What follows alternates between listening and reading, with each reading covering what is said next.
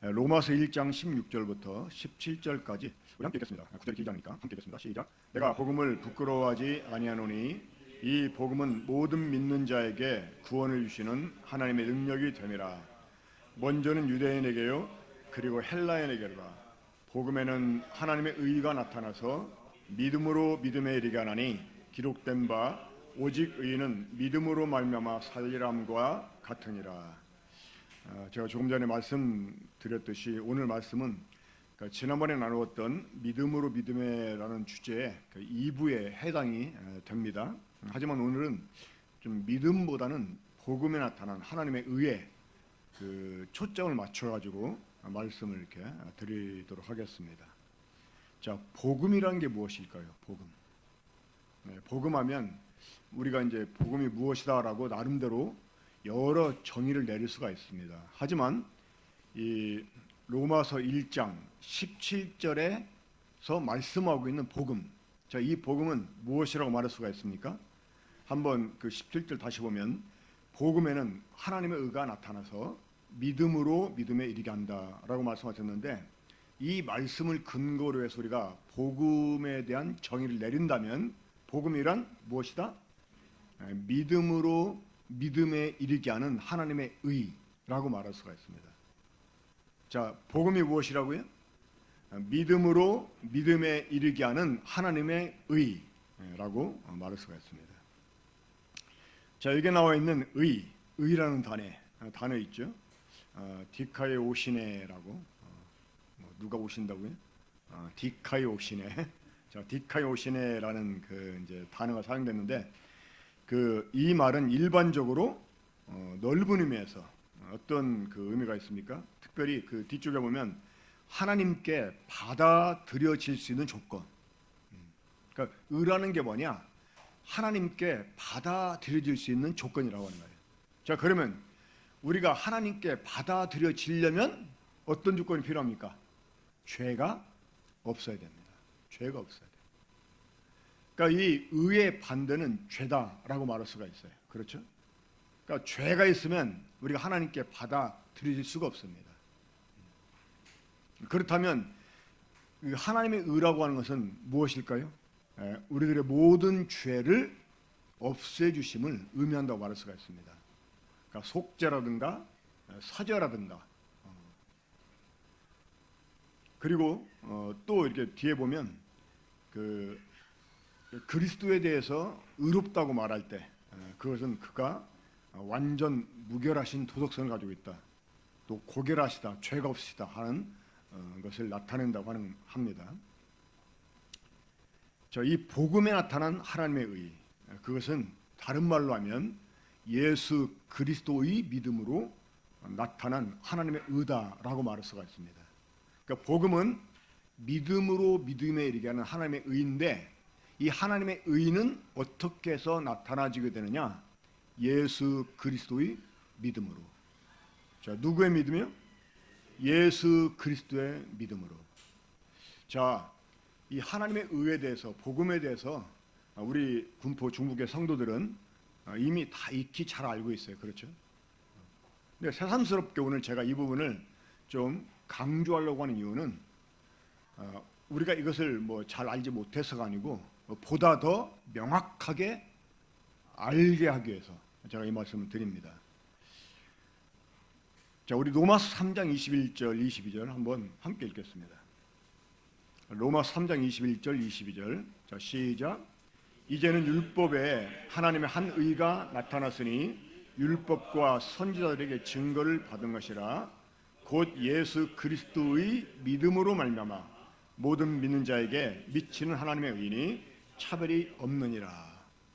자, 그 22절 우리말 성경은 예수 그리스도를 믿음으로 돼 있어요. 그렇죠? 근데 이것은 번역을 잘못한 것입니다. 이 번역을 한 사람들이 물론 저보다 훨씬 더 학식이 뛰어난 분들이라고 인정을 합니다. 이분들이 헬라어라든가 영어라든가 저보다 훨씬 잘하는 전문가들이죠. 그런데 때때로 이 성경 번역한 거 보면 이 성경 자체를 이해를 못 해가지고요, 원문에 있는 그대로 직역을 해야 되는데 그게 이해가 안 되니까 자기들이 나름대로 해석을 가해서 번역을 고쳐버립니다. 예수 그리스도의 믿음. 자, 우리가 의롭다움을 받는다고 할 때 무엇으로? 믿음으로. 그렇죠? 우리가 예수 그리스도를 믿음으로 의롭다움을 받는다. 여기에 익숙해져 있어요. 그렇죠? 이건 틀린 말이 아닙니다. 우리가 의롭다움을 얻으려면 예수 그리스도를 믿어야 돼요. 그래서 예수 그리스도를 믿는다 하는 말은 익숙한데 예수 그리스도의 믿음? 이건 뭔 뚱딴지 같은 얘기냐라고 우리 생각할 수 있어요. 그렇죠? 근데 원문에는 예수 그리스도의 믿음이라고 기록되어 있다고 하는 것입니다. 그러니까 이 하나님의 의가 우리가 예수 그리스도를 믿어서 나타난 게 아니라는 거예요. 우리가 예수 그리스도를 믿기 전에 이미 하나님은 하나님의 의를 나타내 주셨다는 것입니다. 무슨 말인지 이해가 되십니까? 우리가 예수님을 믿었기 때문에 하나님이 하나님의 의를 나타내 준 게 아니라는 거예요. 우리가 믿기 전에 이미 하나님은 하나님의 의를 나타내 주셨다는 것입니다. 여러분, 복음이라고 하는 것은요, 우리가 믿을 때 하나님이 일하시는 게 아니에요. 복음이란 우리가 믿기 전에 하나님이 이미 다 이루어 놓으신 일이에요. 무슨 말인지 이해가 되시죠? 좀 이제 영어로 표현하면 big do.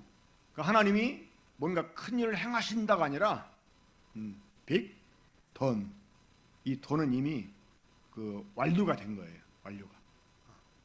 그러니까 하나님의 의가 우리가 믿을 때 나타나는 게 아니고 이미 믿기 전에 나타나게 됐다는 거예요.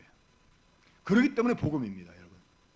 그러니까 복음이라고 하는 것은 우리가 믿을 때 역사가 나타나는 게 아니고 이미 믿기 전에 나타나진 거예요. 우리가 이것을 듣고 깨닫고 믿을 때 그것이 우리한테 입혀지게 되는 것입니다. 적용이 되는 거예요. 자, 우리 자, 다시 한번 로마서 3장 21절 22절 봅니다. 이제는 율법에 하나님의 한 의가 나타났으니. 자, 원래 하나님이 사람들에게 율법을 주신 이유가 무엇 때문입니까? 하나님의 의의 최저 기준을 말씀해 주신 거예요. 그래서 너희가 이 율법을 다 지켜서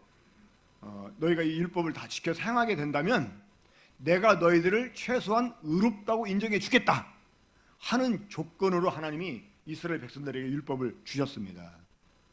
근데 사람들은 여기에 미치지 못했죠. 그렇죠? 오히려 율법을 지키려고 하다가 뭐가 됐어요? 자기가 죄인인 것을 더 깨닫게 돼요. 그러니까 죄는 살아나고 나는 죽게 돼요. 그래서 율법 아래 있게 되면 이 정직한 사람에 한해서입니다. 이 바리새인이나 서기관들은 외식하는 자들이었죠. 그래서 마치 자기들 율법을 잘 지키는 양 착각을 해요, 스스로도. 근데 이 율법 아래서 정직한 사람들은요, 오히려 영적으로 더 빨리 죽게 됩니다. 하나님 율법을 주신 이유가 무엇 때문이었습니까? 죄를 더 심히 죄되게 하려고. 그래서 죄는 살아나고 나는 죽게 하려고. 나는 영락없이 하나님 심판을 받아대는구나, 이걸 알게 해주려고 율법을 주신 거예요. 근데 주제를 몰랐던 이스라엘 백성들은 자기들이 마치 그거를 다 지켜서 의롭다면 얻을 것처럼 이제 생각을 하고 율법을 지키겠다고 하나님께 화답하고 율법을 받게 됐습니다. 하지만 그들은 도리어 율법의 저주를 더 많이 받게 됐죠. 그렇죠?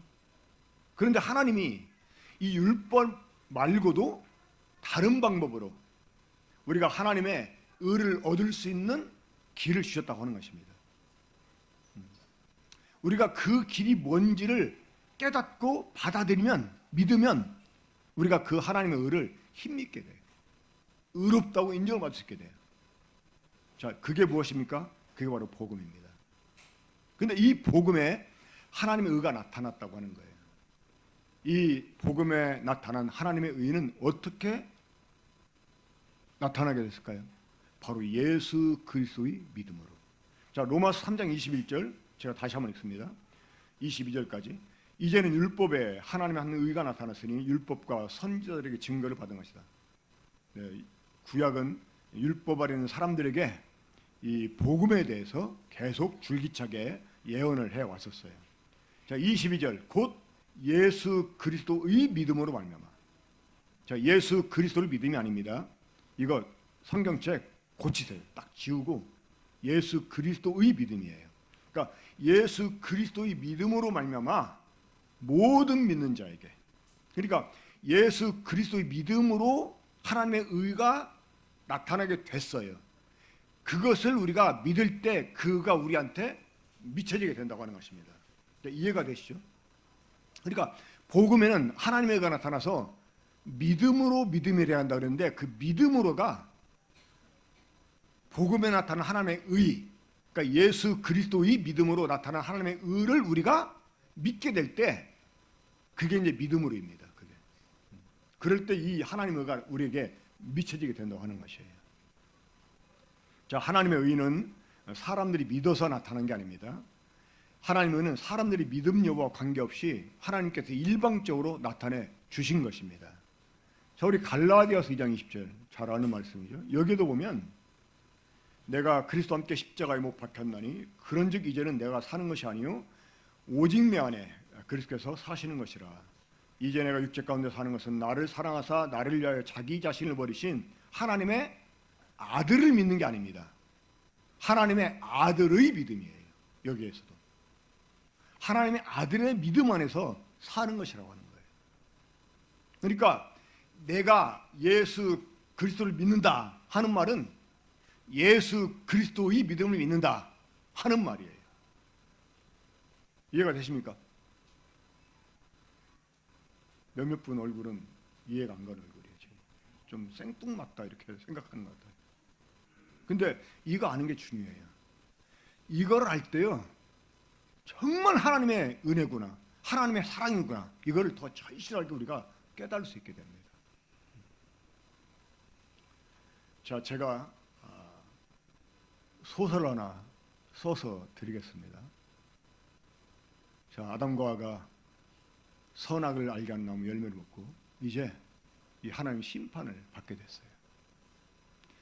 그 범죄한 아담과 하와를 바라보시는 하나님의 마음 얼마나 착잡했겠어요. 그렇잖아요. 근데 이 사람을 말씀하신 대로 심판을 해야 돼요. 근데 그 사랑의 목적을 가지고 창조한 인간을 하나님이 그냥 그대로 심판할 수가 없었어요. 하지만 그 죄를 없애는 방법은 심판밖에 없었거든요. 이 심판이라고 하는 것은 하나님이 강제로 죄를 지은 사람에게서 죄값 받아내는 것입니다. 우리가 빚 안 갚으면 고소하잖아요. 그 재판하잖아요. 마찬가지예요. 이 죄를 지은 사람에게 강제로 죄값 치르게 하는 것이 재판 아닙니까? 근데 그러한 아버지 옆에서 아들이 아버지 마음을 헤아리고 또 동일하게 우리가 그리스도를 위해서 지어졌잖아요. 그렇죠?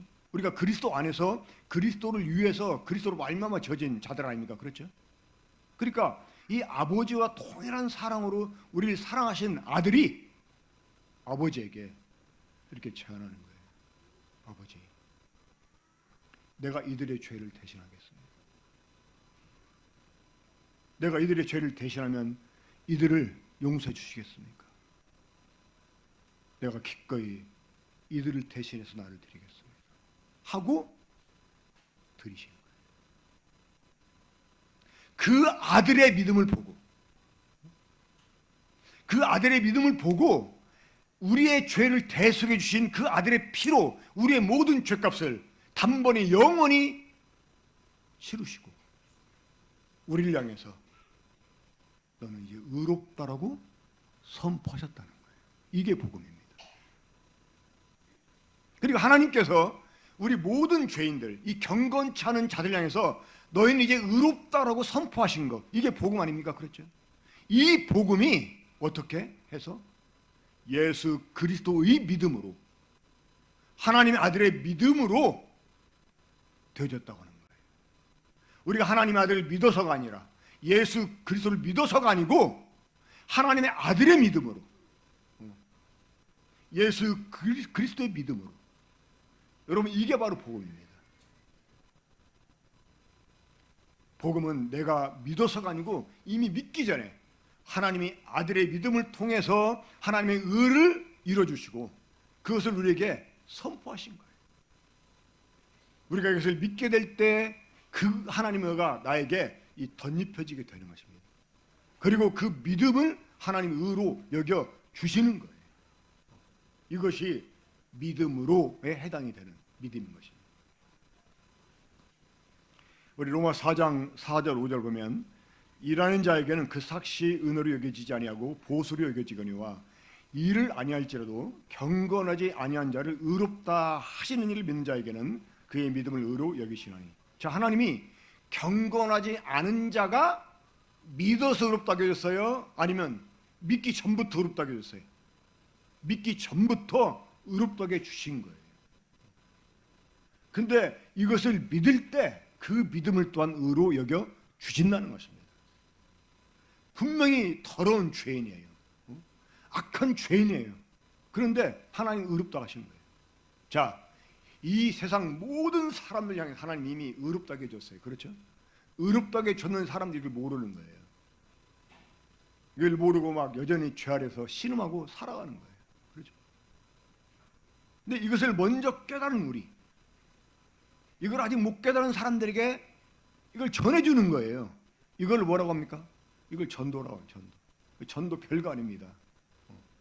하나님이 의롭다고 해주셨다는 사실을 발견하고 그거를 믿음으로 우리가 누리게 됐지 않습니까? 이제 이것을 또 여전히 알지 못하고 헤매는 사람들에게 알려주는 거예요. 야, 너 몰랐냐? 이러면서.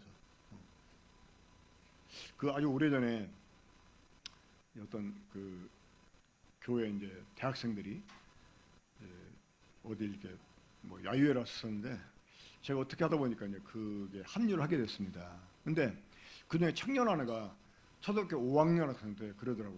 야, 너 교회 다니냐? 그러니까 아니요. 그러니까 그 대학생이 또 몇 살인데 12살이고. 아니, 지금까지 교회 안 다녔다고? 그래 마치 교회 안 다니는 것이 뭐 큰일이라는 것처럼 너 지금 그 나이 먹었는데 그 나이 때까지 교회를 안 다녔, 이게 말이 되냐, 이런 식으로 딱 하니까 얘가 놀래가지고 자기가 무슨 마치 큰 죄를 진 것처럼. 사실 이 복음 전하는 거 당당한 거 아닙니까? 그렇죠? 하나님이 이미 해 놓으셨잖아요. 이미 의롭다고 선포해 주셨어요. 아들의 믿음을 통해서, 예수 그리스도의 믿음을 통해서. 이걸 사람들이 모르고 있잖아요. 모르고 있는 게 사실은 좀 이렇게 표현해서 뭐합니다만 멍청한 것이죠. 그렇죠? 그러니까 그 멍청한 사람들을 일깨워주는 거예요.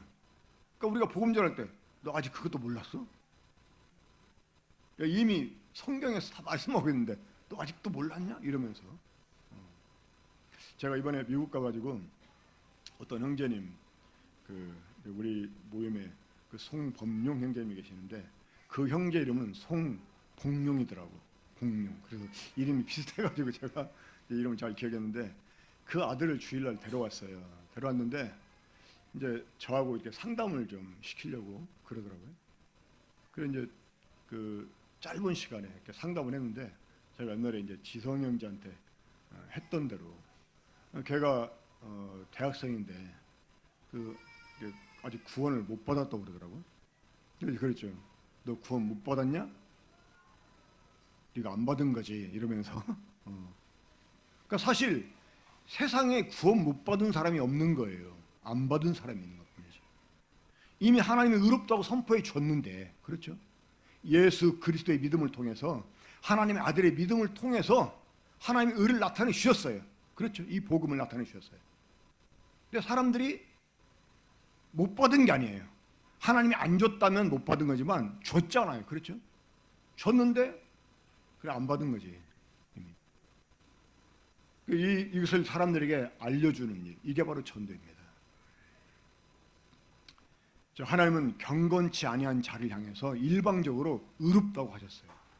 자, 이것을 믿는 믿음이 바로 로마서 1장 17절에 있는 믿음으로 믿음으로 믿음에 이르간다고 그랬는데 그 첫 번째 믿음으로 해당이 됩니다.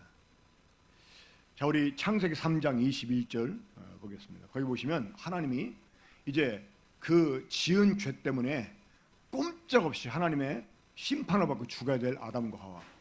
자, 그들을 위해서 어떻게 주셨어요? 그들을 위해서 하나님이 가죽옷을 지어 입혀 주십니다. 가죽옷. 자, 이 가죽옷이 가지고 있는 영적 비밀이 있죠. 무엇입니까? 바로 대속입니다. 대속. 그러니까 아무런 죄 없는 짐승이 아담과 하와를 대신해 죽어졌어요. 자, 아담과 하와의 죄를 짊어지고 대신 죽어줌으로써 이 아담과 하와의 모든 죄값을 다 갚게 해줬어요. 이걸 대속이라고 그래요. 자, 그런 짐승의 가죽을 벗겨서 아담과 하와한테 옷을 입혀 주신 것입니다. 자, 그런데 이 가죽옷을 지어 입히실 때 하나님이 아담하고 의논했나요? 의논하지 않았어요. 아담이 요구한 것도 아니었어요. 근데 누가? 하나님이 일방적으로 어쩌면 양한테 그럴지 몰라요. 양아, 너 죄 없어. 너는 죽을 이유가 없다는 거 알고 있어. 근데 이 아담과 하와를 내가 죄 때문에 늘 죽여야 되는데 어떡할래? 너 대신 죽어줄 수 있겠니? 아마 이렇게 그 둘 사이에 의논이 있었을지 모르겠어요. 실제로 아버지와 아들 사이에 의논이 있을 수 있어요. 그렇잖아요. 아들의 믿음을 통해서 우리를 하나님 의롭게 하신 일을 행하셨으니까. 그래서 그 양을 대신 죽게 하고 그 죽음을 통해서 그들의 모든 죄값이 다 갚아졌다는 것을 하나님이 인정하시고 그 표로 가죽옷을 지어 입혀주신 거예요. 그러니까 하나님이 이미 일방적으로 하나님의 의를 이루시고 선포하신 거예요. 우리가 이것을 가리켜서 은혜라고 말하고 사랑이라고 말하는 것입니다. 자, 우리 로마서 3장 23절부터 26절까지 보겠습니다. 이것이 복음의 핵심인데 거기 보면 모든 사람이 죄를 범하였음에 하나님 영광에 이르지 못하더니 그리스도 예수 안에 있는 성령으로 말미암아 아버지의 은혜로 값없이 의롭다 하심을 얻은 자 되었느니라. 자, 그리스도 예수 안에 있는 성령, 이 성령이 뭐냐면 값을 치르고 샀다라는 의미입니다. 그러니까 값을 치르고 샀다. 그러니까 우리 주 예수님이 우리를 위해서 자기 자신으로 값을 치르시고 우리를 사셨어요. 이거를 속량, 또 다른 말로 구속이라고 말합니다. 자, 이 예수 그리스도의 속량, 이게 바로 예수 그리스도의 믿음이에요.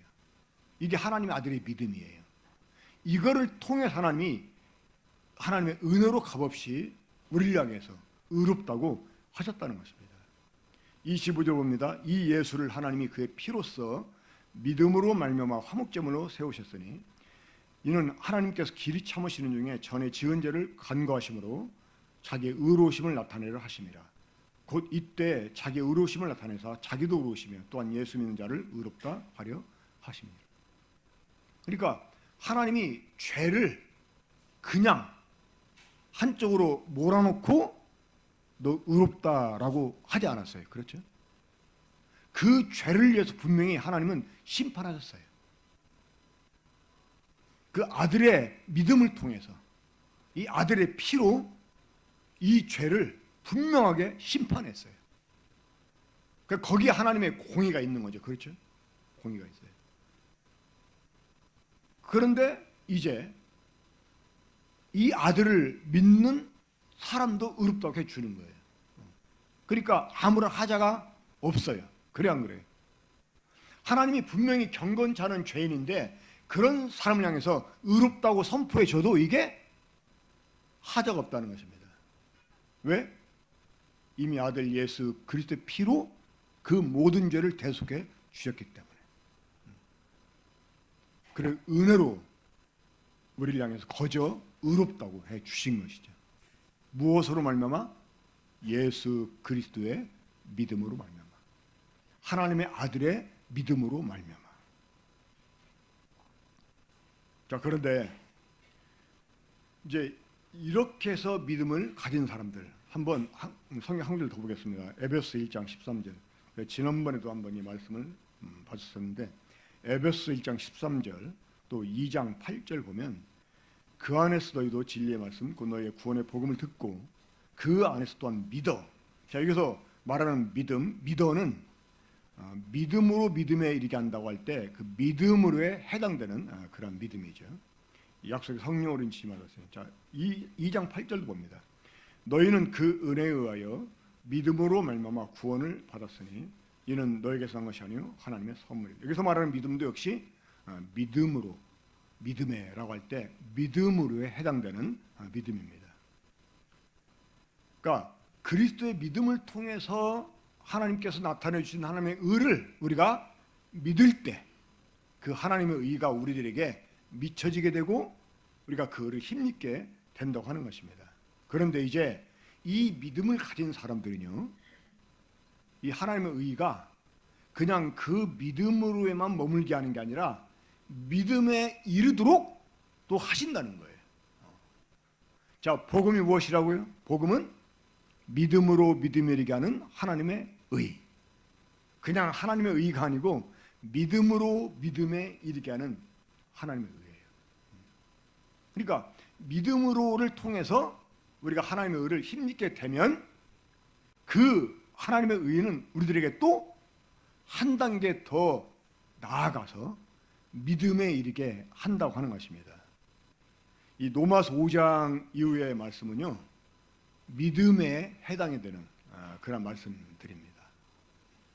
그러니까 3장, 4장은 믿음으로에 해당이 된다면 이 5장 이후부터는 믿음에 이르게 한다고 할 때 그 믿음에 해당이 되는 그런 말씀입니다.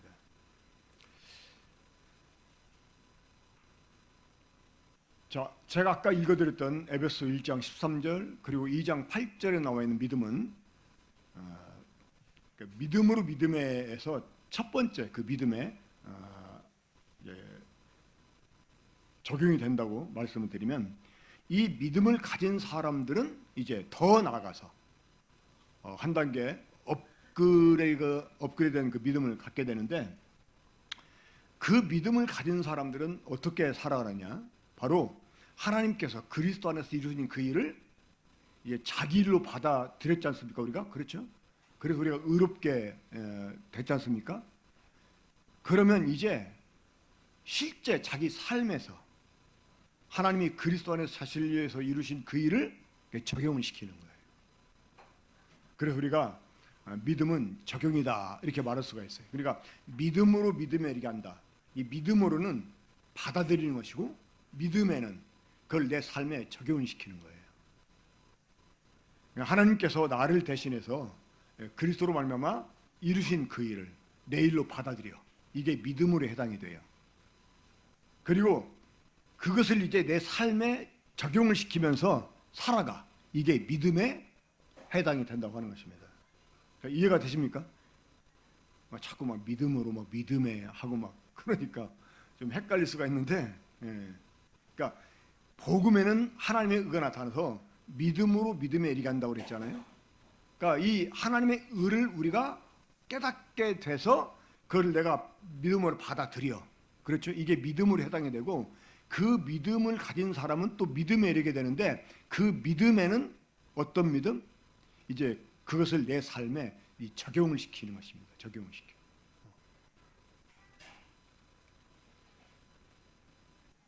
다시 말씀드리면, 자, 우리가 예수를 믿는다고 하는 것은요, 하나님이 나를 대신해서, 그러니까 하나님이 예수님으로 나를 대신했다, 이걸 믿는 거예요. 자, 우리가 우리를 죽은 자로 여기는 이유가 무엇 때문입니까? 그리스도께서 나를 대신해 죽었기 때문에. 그렇죠? 그래서 나도 죽은 자로 여기는 거예요. 우리가 침례를 받는 이유가 이것 때문이잖아요. 그렇죠? 침례는 장사 지내는 건데, 일반적으로 어떤 사람 장사 지내요? 죽은 사람 장사 지냅니다. 그러니까 우리가 기꺼이 물속에 들어가는 것은, 그래서 나를 장사 지내는 것은 바로 내가 그리스도와 함께 죽었다는 사실을 믿기 때문이에요. 그러니까 하나님이 나를 대신해서 그리스도를 죽게 하셨다, 이걸 믿음으로 우리가 실제로 이제 우리 자신을 장사 지는 아니겠습니까? 또 부활하심을 통해서 나를 거듭나겠다, 이거를 믿기 때문에 우리 구원받았다, 거듭났다, 이렇게 말할 수가 있는 거예요. 그런데 여기에 머무는 게 아니고 한 단계 더 믿음에 이르게 돼서 어떻게 하게 되느냐? 이제 그리스도가 죽었다는 것은 무엇에 대해서 죽은 것입니까? 지금 이게 로마서 그 5장, 6장에 나오는 그 말씀 내용이에요. 자, 우리 주님이 무엇에 대해서 죽으셨어요? 죄에 대해서. 그러니까 우리 주님이 십자가에서 죄에 대해서 죽었다고 한다면 나 역시 죄에 대해서 죽었다라고 우리가 믿는 거잖아요. 그렇죠? 그럼 어떻게 돼요?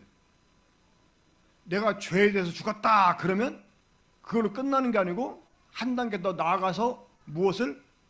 이제 나는 죄하고 상관이 없다. 그렇죠? 그러니까 더 이상 이제 죄가 나를 지배하지 못하고 죄가 나를 주장하지 못한다, 이렇게 믿고 어떻게? 죄에게 나를 드리지 않는 거예요. 죄의 욕구를 거절하는 거예요.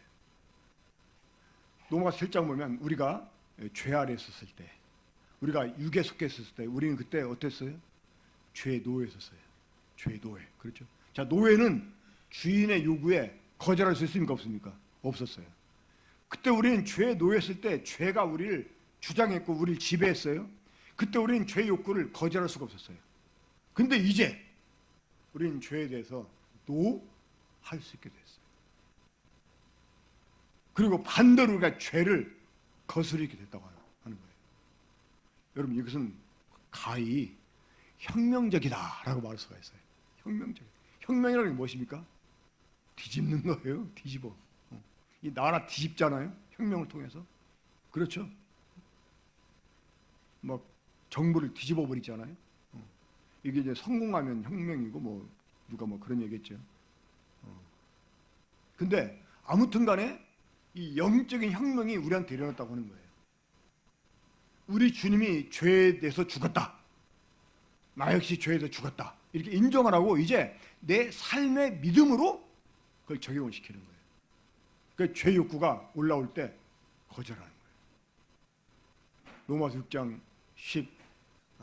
2절 이후를 보면 죄가 우리를 주장할 수 없으니까 더 이상 죄에게 너희 몸을, 너희 지체를 불의의 병기로 드리지 말라는 거예요.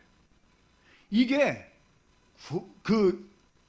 우리가 율법 아래 있을 때 혹은 죄 아래 있을 때 구원받기 이전에 우리한테 전혀 적용될 수 없는 그런 말씀이었어요.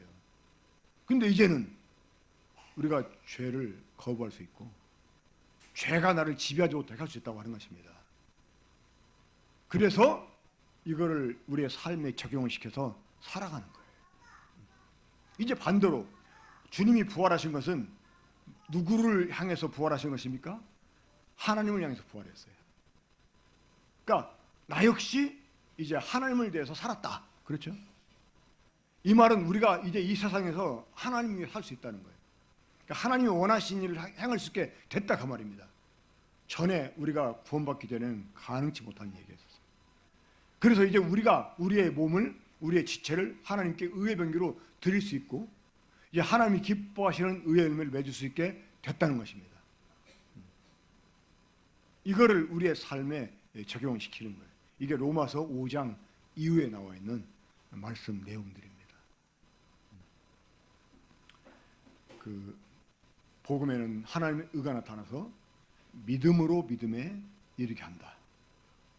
그리고 우리가 복음을 정의하자면 복음이란 믿음으로 믿음에 이르게 하는 하나님의 의다 라고 말씀드릴 수 있고, 이 하나님의 의는 어떻게? 우리가 믿어서 나타난 게 아니고 예수 그리스도의 믿음, 이 하나님의 아들의 믿음을 통해서 나타나게 됐다고 하는 거예요. 우리가 이걸 믿음으로 의를 힘입게 되고 믿음으로 우리의 삶에 적용시켜서 우리가 죄로부터 이제 해방돼서 하나님께 거듭난 사람이 됐다는 것을 우리의 삶으로 증명할 수 있게 됐다고 하는 것입니다. 이 하나님의 은혜, 이 복음을 우리 헛되게 하지 말고 믿음으로만 아니라 믿음에 이르는 이러한 삶까지 나아가서 하나님의 기뻐하시는 의의 열매를 우리가 맺어 드릴 수 있게 되기를 바랍니다. 우리 기도하고 마치겠습니다. 아버지 하나님, 우리들에게 이 하나님의 의를 나타내 주심을 감사를 드립니다. 이 복음을 들을 수 있게 해주시고 또 깨달을 수 있게 해주시고, 그래서 이 사실 믿음으로 이제 의롭다고 우리가 또 선언할 수 있는 사람들이 되게 하심을 감사를 드립니다. 이런 놀라운 은혜를 주신 하나님 앞에서 우리가 이제 믿음의 삶을 살아가는 저희가 되기 원하고, 우리 주 예수 그리스도의 은혜를 헛되이 받지 않고 이제 하나님이 기뻐하시는 의의 열매를 우리의 삶에서 드려 하나님을 기쁘시게 하는 참 저희가 되기를 원합니다. 주신 말씀 감사드리고 주 예수 그리스도 이름으로 기도합니다. 아멘.